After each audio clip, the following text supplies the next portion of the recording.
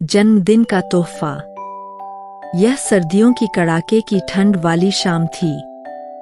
हवा तेज चल रही थी और लोग अपने घरों के अंदर दुबके हुए थे और गर्म रहने की कोशिश कर रहे थे। अंदर आग जलाई जा रही थी और बाहर अलाव। सड़क पर एक गरीब छोटी लड़की थी। उसने अपने हाथों को अपने चारों ओर लपेटा हुआ था और बुरी तरह कांप रही थी। फिर उसने खिड़की से अंदर देखा। कमरे के अंदर आग जल रही थी। बहुत सारे लोग बैठे थे, बातें कर रहे थे, खा रहे थे और पी रहे थे।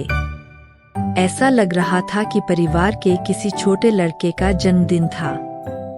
लड़का रिबन से बंधे चमकीले पैकेट खोल रहा था। अचानक दरवाजा खुला और सड़क पर रोशनी फैल गई। एक बूढ़ा आदमी दरवाजे पर खड़ा था। उसने लड़की की तरफ देखा।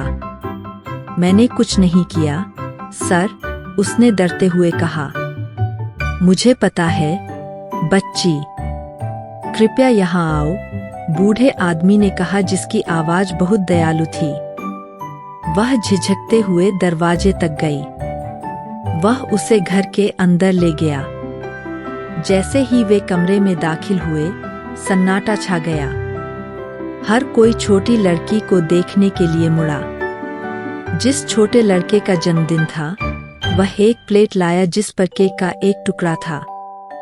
कृपया मेरा जन्मदिन का केक खाओ, उसने अनुरोध किया।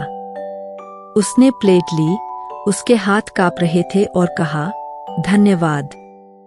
तुम्हारा नाम क्या है बच्ची? लड़कियों में से एक ने पूछा। प्रिया, लड़की ने उत्तर दिया। तुम ठंड में बाहर क्यों घूम रही हो? एक महिला ने पूछा। एक अनाथालय में रहती हूँ। हम रेलवे स्टेशन पर काम करने जाते हैं। लेकिन मैं समूह से अलग हो गई, प्रिया ने समझाया। स्टेशन पर काम? किस तरह का काम? महिला ने पूछा।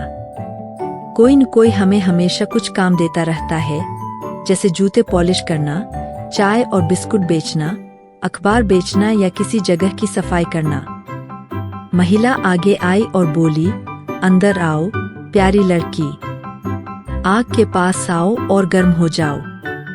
उसने आग के सामने एक गलीचा रखा। लड़की खुशी से आग के पास बैठ गई।